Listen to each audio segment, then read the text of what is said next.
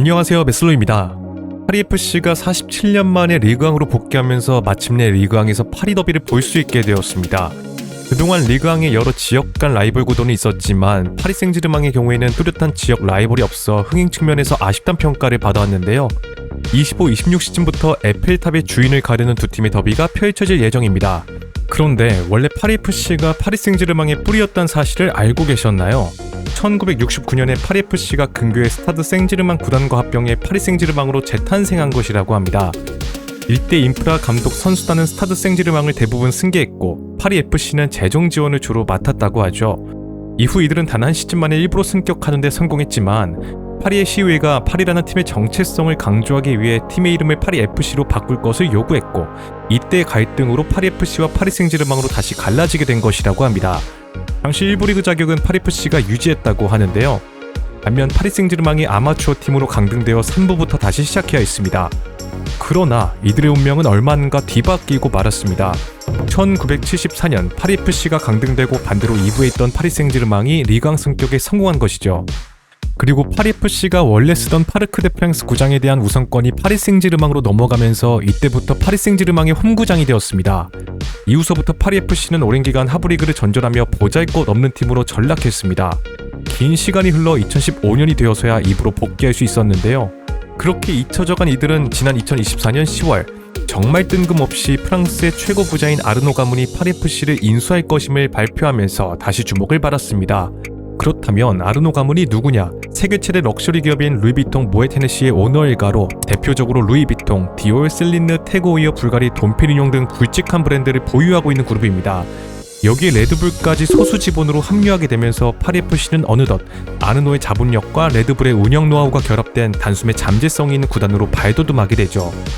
아르노 가문은 파리FC 인수 직후 기업가적 비전과 전문성으로 파리FC 브랜드의 가치를 높일 것이라며 프랑스 축구 엘리트들과 파리 시민의 마음에 영원히 남을 프로축구단을 만들겠다고 선언했습니다. 이는 곧 파리 생제르맹에 대항할 수 있는 수도를 대표하는 제2의 구단을 만들겠다는 의지로 해석되었는데요. 사실 파리 생제르맹은 오랜 기간 카타르의 얼굴이라고 불리며 여러 비판을 받아왔습니다. 카타르가 자국의 인권 문제, 독재, 검열 등을 덮기 위해 파리 생제르맹의 이미지를 이용하고 있다는 이른바 스포츠워싱의 도구로 이용하고 있다는 비판이 많았었죠.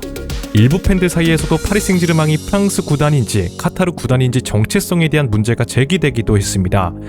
이러한 흐름 속에서 순수 파리의 정체성을 살린 클럽의 필요성이 강구됐고 전통적으로 패션의 도시, 문화의 도시라 불리는 파리에 가장 잘 어울리는 아르노 가문이 마침내 나름의 책임감과 사명감을 갖고 이러한 흐름에 동참했다는 분석인데요.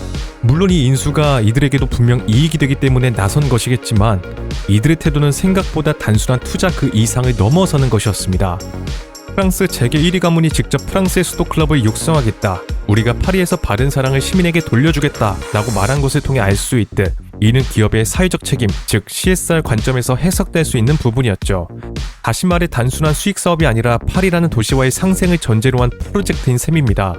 참고로 이들이 소유한 루이비통 모ët 헤네시는 지난 파리올림픽의 주요 후원사로 참여한 바가 있으며 이외 스포츠 스폰서십에 대한 경험이 충분하기 때문에 스포츠 산업 부문은 이들에게 전혀 낯선 영역이 아니었는데요. 이렇듯 아르노 가문이 파리FC의 경영권을 쥐게 되면서 많은 이들이 기대하고 있는 것이 있습니다.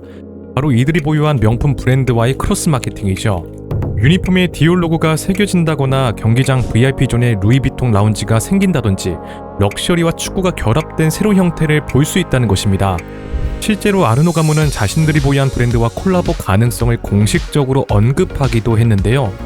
다만 구단 측에서 무작정 요청하기보단 브랜드 측에 자발적인 제안이 있을 때만 진행하겠다는 원칙을 덧붙였습니다. 그러나 팬들은 벌써부터 이들이 내놓은 유니폼이나 굿즈가 어떤 모습일지 기대하고 있습니다. 이처럼 기대가 커지고 있는 가운데 일부에선 과거 2011년에 카타르 왕족 자본을 등여본 파리 생제르맹이 리옹의 독주를 막아냈듯 파리FC가 파리 생제르맹의 독주를 견제하며 프랑스 축구의 판도를 바꿀 수 있다는 전망도 벌써부터 나오고 있습니다. 현재 리그왕은 파리 생제르맹의 독주 속에 경쟁 구도가 사라져 흥행면에서는 아쉬움을 사고 있죠. 축구 팬들의 입장에서는 굳이 독주 체제의 리그를 찾아볼 이유가 없습니다.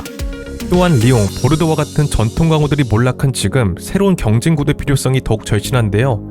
파리FC가 그 공백을 메우고 리그에 새로운 서사를 불어넣을 수 있다는 기대가 커지고 있는 이유이기도 합니다. 특히 최근 리옹이 재정 악화로 인해 2부 강등이 확정되면서 앞으로 리그왕의 흥행력은 더욱 타격을 입을 예정입니다. 비록 명성이 예전과 같지 않더라도 리옹이 가진 상징성과 서사는 분명 리그왕에게는 중요한 흥행자산이었기 때문이죠. 그러나 파리FC를 통해 흥행 요소를 확보해 리그 마케팅에 활력을 줄 수 있다는 분석입니다. 자, 그리고 파리FC가 마치 아르노 가문의 인수 이후에 승격이란 기적을 일으킨 것처럼 느껴질 수도 있습니다. 그러나 이들의 승격은 결코 우연이 아니라는 점은 확실히 짚고 넘어가야 하는데요.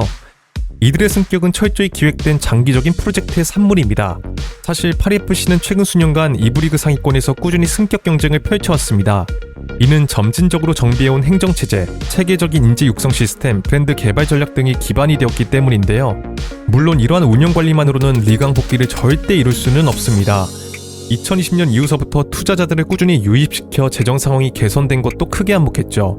결정적으로 앞서 언급한 아르노 가문과 레드불이 활용 정점을 찍은 것이라 할 수 있습니다. 이들이 합류한 이후에도 파리FC 회장은 기존에 지켜오던 철학과 기조를 그대로 이어가겠다는 방침을 유지하고 있습니다. 경영권을 쥔 아르노 가문 역시 그를 유임하며 힘을 실어주고 있죠.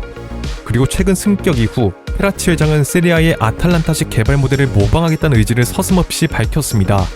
아탈란타식 개발 모델이란 젊은 선수들을 체계적으로 키우고 실전에 바로 투입해 가치가 오르면 적절히 이적시켜 수익을 창출하는 선순환 시스템입니다. 이들의 선수 육성 방식, 훌륭한 아카데미, 스카우팅 이런 전반적인 모델을 따라가겠다는 의미이기도 했는데요. 아탈란타가 점차 세리아의 탑5에 올라섰듯 급진적으로 변화를 꾀하기보다는 천천히 점진적으로 발전해 나가겠다는 의미로도 해석되었습니다. 이는 페라치 회장의 지금까지의 방향성과도 맞닿아 있죠. 페라치 회장이 공헌한 아틀란타식 육성과 최근 가세한 레드불의 글로벌 네트워크가 일으킬 시너지 매우 기대될 수밖에 없습니다. 실제로도 많은 전문가들이 이들이 프랑스 축구의 지각 변동을 일으킬 가능성을 언급하고 있습니다. 자, 25-26 시즌을 앞두고 파리FC는 홈구장 이전이란 큰 결단도 내렸습니다. 기존의 스타드 샤를레티를 떠나 파리 생제르맹의 파르크 데 프랑스 바로 옆에 위치한 장부행 스타디움으로 이동했는데요. 전 세계에서 가장 가까운 더비를 볼 수 있게 된 셈입니다.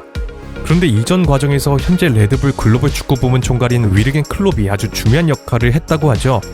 직접 샤를레티에서 경기를 관람한 클롭이 현장의 문제점을 인식하여 구단 측에 이를 전달했고 구장 이전에 대한 내부 합의 형성에 핵심적인 역할을 했다고 합니다.